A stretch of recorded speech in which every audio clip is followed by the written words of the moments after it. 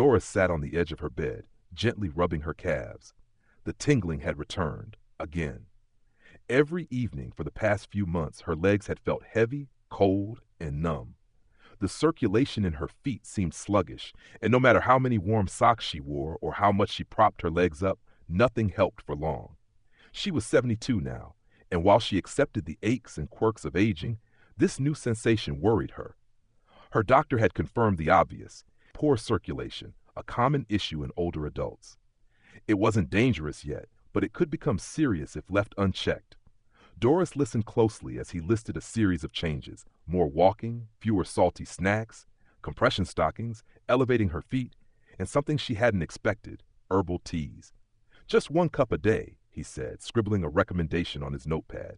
Hawthorn berry, ginger, or cinnamon. Natural ingredients that support better blood flow. It's simple but powerful. Skeptical but curious, Doris stopped by the health food store on her way home. The clerk, a woman not much younger than Doris, lit up when she asked about circulation teas. "Ginger's my favorite," the woman said, guiding her to a tall shelf lined with earthy-colored boxes. "Spicy, warming, and excellent for circulation. 1 cup a day, and you'll feel the difference." Doris picked a ginger-cinnamon blend, drawn by the idea of something comforting and functional. That night she boiled water, steeped the tea, and inhaled the warm, spiced aroma. It reminded her of baking cookies in winter, of holding a warm mug near the fire. She took the first sip slowly. The effect wasn't instant, of course, but over the next few days something began to shift. Her toes felt less numb when she slipped out of bed in the morning. Walking up the stairs didn't leave her calves throbbing. The evening tingling dulled to a whisper. By the second week, Doris had made the tea a daily ritual. Around 7 p.m., just as the sun set and the sky turned gold behind the trees outside her kitchen window, she'd boil water, steep her cup, and sit down in her favorite chair. It was a moment of peace, but also of purpose. She began researching ginger and cinnamon on her tablet. Both were anti-inflammatory, she read. Ginger could widen blood vessels and improve overall circulation by encouraging the heart to pump blood more efficiently.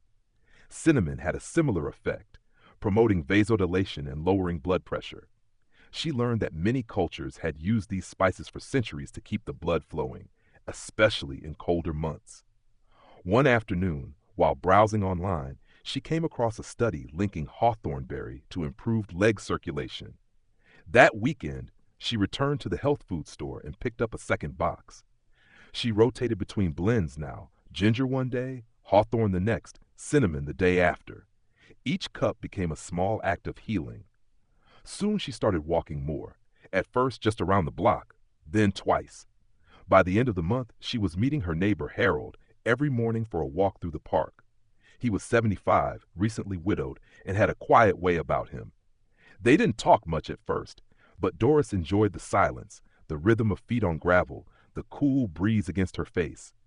"Your steps gotten lighter," Harold said one morning, glancing sideways. Doris smiled. "Must be the tea." He chuckled, thinking she was joking, but she wasn't. It wasn't just the tea, of course. It was the routine, the intention. The walking helped the tea, and the tea helped the walking. The stiffness in her legs had eased. Her skin looked a bit healthier, rosier. Rashed. She no longer needed thick socks to fall asleep. One night, Doris called her daughter, Lisa, who lived in Chicago. Lisa had always worried about her mom living alone, especially since her father's passing a few years ago. But as they talked, Lisa picked up on something different in her mother's voice: energy.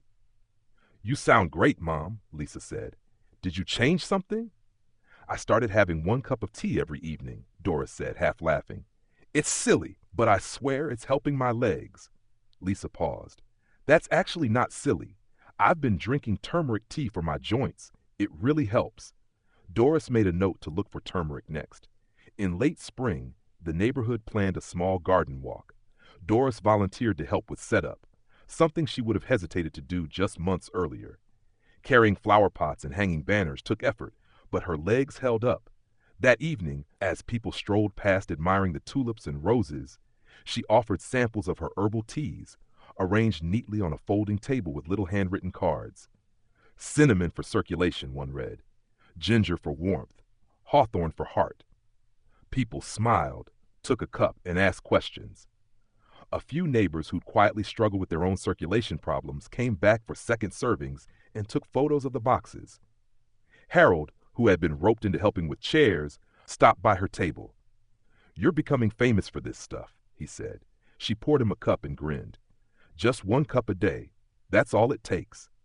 That night, as she cleaned up and returned home, Doris felt deeply satisfied, not just from the compliments or the quiet praise, but from the simple truth that she had taken control of something that once felt inevitable.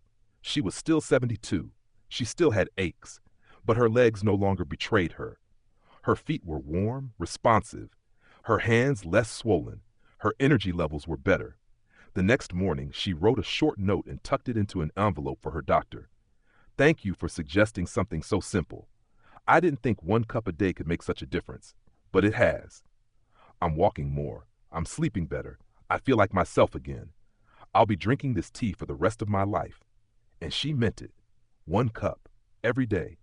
A little warmth, a little spice, and a lot of life flowing back into her.